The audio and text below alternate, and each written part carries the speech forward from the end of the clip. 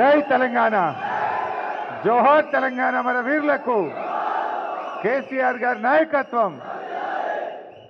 Thank you. Time తక్కువ ఉందని రమణారెడ్డి అన్న చెప్పిండు. నిజంగా కూడా అక్కడ వాళ్ళు లంచ్ చేయకుండా వెయిట్ చేస్తున్నారు కనుక నేను పోవాలి. గౌరవనీయులు, సభాధ్యక్షత వహిస్తున్న సీనియర్ నాయకులు, మాజీ చీఫ్ విప్ పెద్దలు గండ్ర వెంకటరమణారెడ్డి గారు, మన మాజీ శాసనసభాపతి, సీనియర్ నాయకులు, శాసన మండలి సభ్యులు పెద్దలు మధుసూదనాచారి గారు, మీ అందరి ఆశీస్సులతో మన కాబోయే గ్రాడ్యుయేట్ ఎమ్మెల్సీ యువకుడు రాకేష్ రెడ్డి గారు, సోదరిమణి గండ్ర జ్యోతి గారు,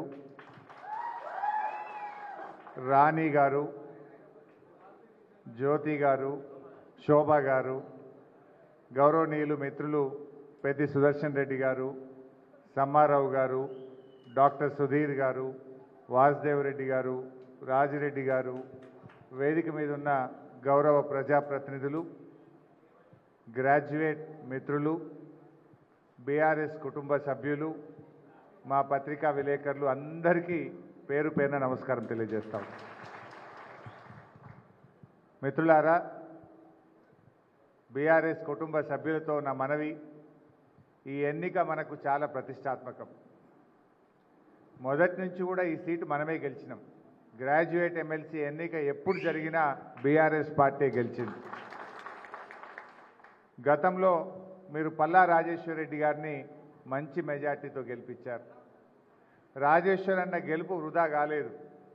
రాజేశ్వర్ రెడ్డి గారిని 2 సార్లు గెలిపిస్తే కూడా ఆయన నిరుద్యోగుల కోసం, ఉద్యోగుల సమస్యల పరిష్కారం కోసం, ఉపాధ్యాయుల కోసం, ఈ ప్రాంత కార్యకర్తల కోసం అందుబాటులో ఉండి చాలా కష్టపడి పల్లా రాజేశ్వర్ రెడ్డి గారు పనిచేశారు.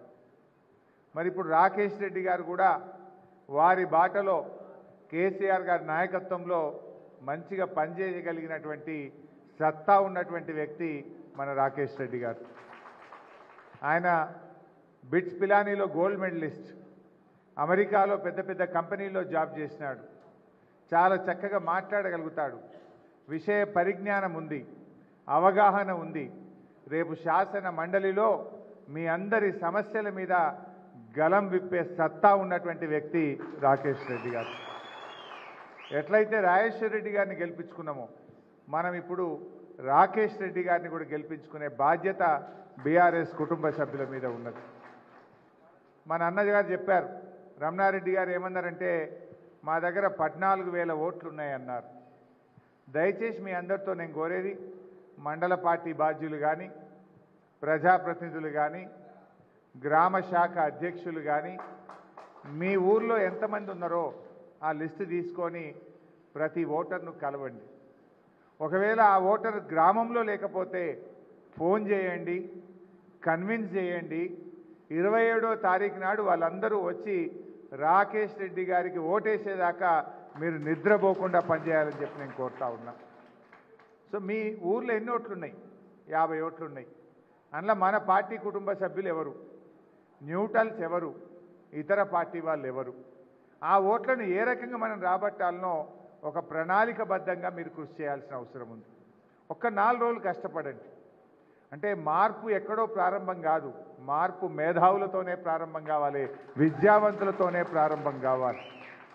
మార్పు మార్పు అన్న కాంగ్రెస్ నీతేందో బయటపడ్డది. అంతా తుస్సుమన్నది, బస్సు తప్ప అంత తుస్సే, ఏమీ లేదు. 100 రోజుల్లో 6 గ్యారంటీలు అన్నారు, అయినా ఒకటన్నా. ఎన్ని అబద్ధాలు ఆడుతుండ్రు, 6 5 అయిపోయినాయి అంటున్నారు. రాహుల్ గాంధీ వచ్చి 6కి 6 అయిపోయినాయి అంటుండ్రు. ఇక ఆయనకు ఎంత అవగాహన ఉందో మనకు అర్థమవుతా ఉంది. మొదటి గ్యారంటీ, మొదటి మాట, అక్కా చెల్లెళ్లకు అభయహస్తం. మీ అందరికీ 2,500 రూపాయలు ఇస్తామని చెప్పినారు, వచ్చినాయా? మహిళలకు 2,500 మహామోసం. రెండవ హామీ వాళ్ళు ఇచ్చింది, రైతులకు 7,500 రూపాయలు రైతు భరోసా ఇస్తామని చెప్పిండ్రు, వచ్చిందా?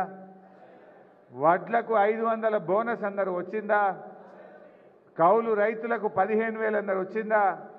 సో రెండవ హామీ కూడా అమలు కాలేదు. మూడవ హామీ పేదలకు 250 గజాల ఇళ్ల స్థలం, డబుల్ బెడ్రూమ్ ఇల్లు అన్నారు. ఒక్కలకన్నా వచ్చిన అదే భూపాలపల్లిలా. మూడవది కాలేదు.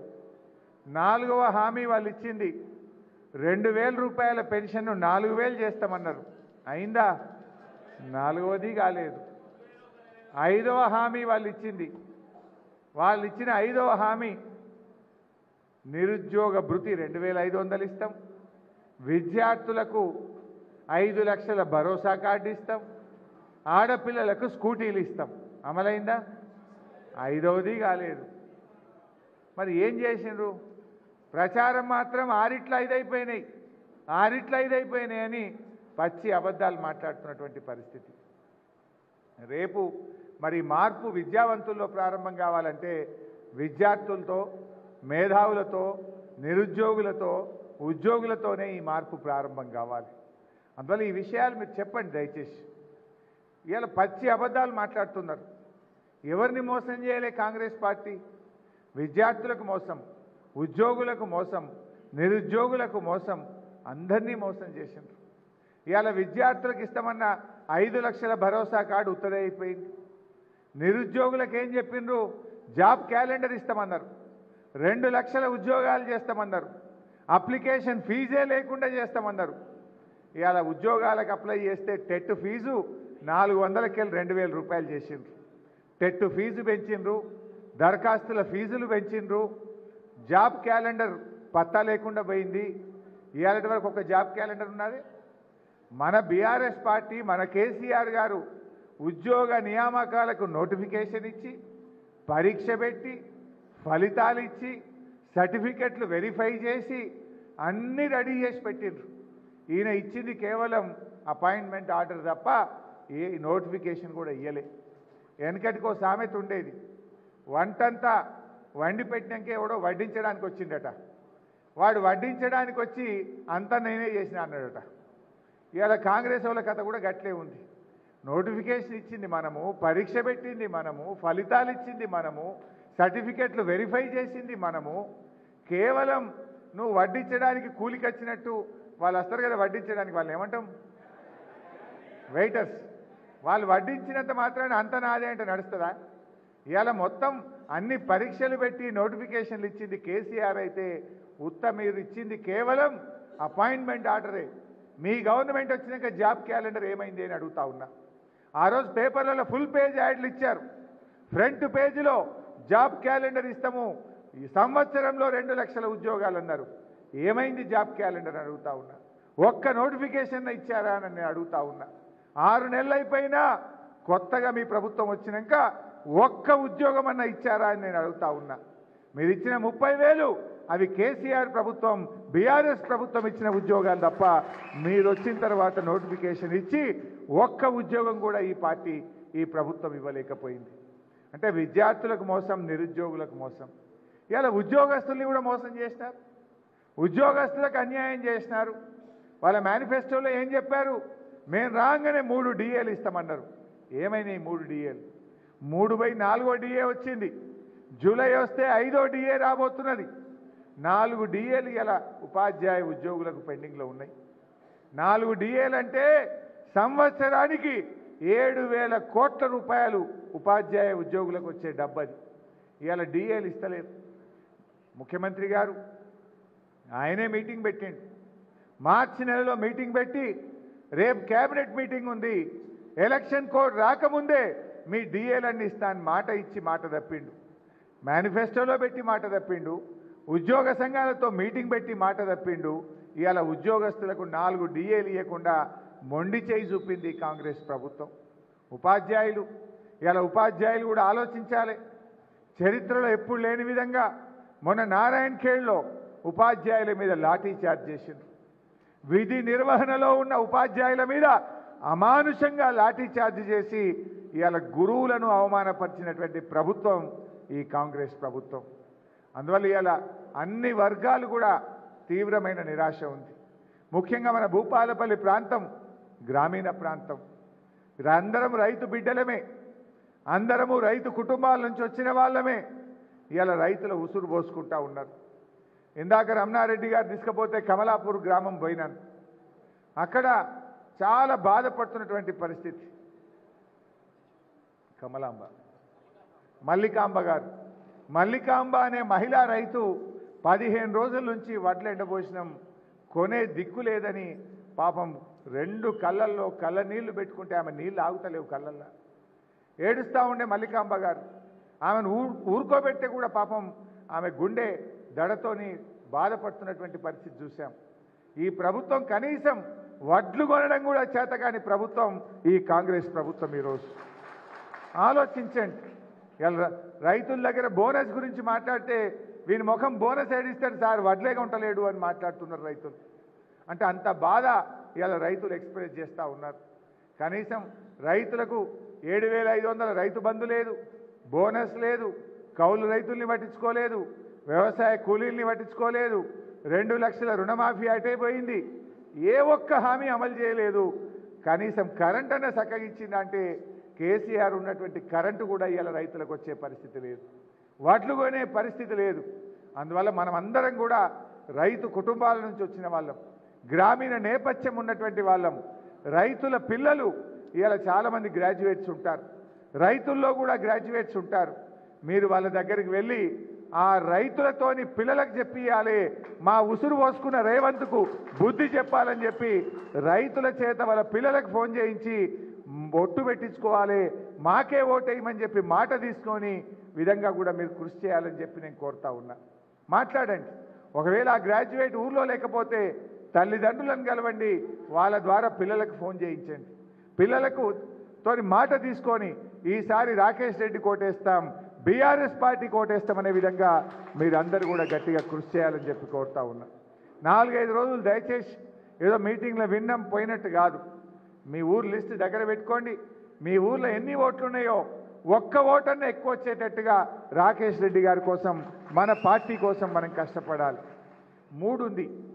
మీరు పోయి అడిగితే మాత్రం ఓటు మనకు గ్యారంటీ పడుతుంది. అడగకపోతే అడగలేదు కదా అనుకుంటారు వాళ్ళు, కానీ అడిగితే మాత్రం మనకే వేస్తారు. కాంగ్రెస్ మీద అయిపోయింది. కాంగ్రెస్ మీద ప్రజలకు భ్రమలు తొలగిపోయినాయి.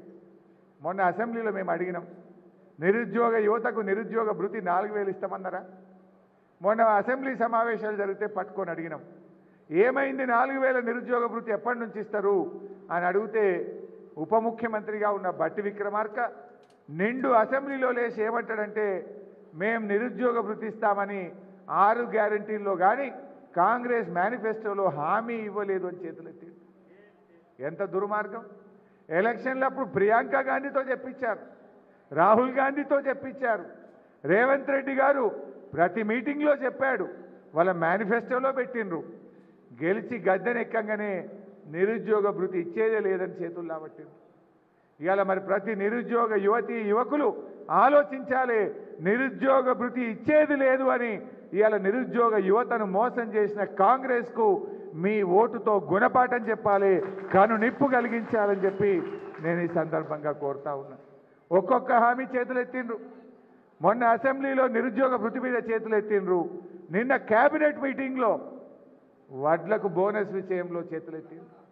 ఏమంటున్నారే, సన్న రకం వడ్లకే బోనస్ ఇస్తారట. మన రాష్ట్రంలో 95 పైసలు దొడ్డు వడ్లే పడతాయి, సన్నాలు 5 పైసలే. ఆ 5 పైసలు సన్నాలు కూడా ఎందుకు పడతాయంటే ఇంటి మందం తిండి గింజల కోసం పెట్టుకుంటారు. 4 దొయ్యలో 5 దొయ్యలో ఇన్ని వడ్లు పట్టించుకుంటే ఏడాది దాకా ఇంట్లో ఉంటాయి బియ్యం అని ఇంటి మందం పెట్టుకునేటివే సన్న వడ్లు.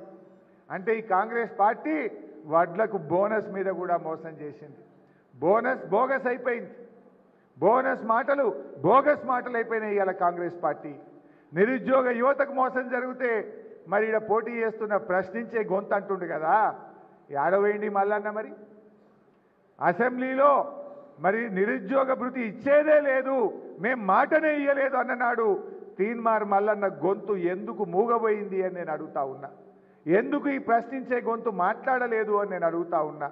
పొద్దున్నే వీడియోలు చూపిస్తావు కదా, మరి పాత వీడియో రేవంత్ రెడ్డిదో ప్రియాంక గాంధీ మీటింగ్ పెట్టి ఆనాడు మాట ఇచ్చినవెట్లా, ఇవాళ అసెంబ్లీలో తప్పినవెట్లా అని ప్రశ్నించే గొంతు మాట్లాడాలన్నా వద్దా? మరి ఈ గొంతు మూగబోయిందంటే నువ్వు ఇవాళ అధికార పార్టీకి తొత్తుగా మారినవు, నిరుద్యోగ యువతను వదిలేసినావు కనుక ఇవాళ ఈ నిరుద్యోగ యువత నీకు బుద్ధి చెప్తారు.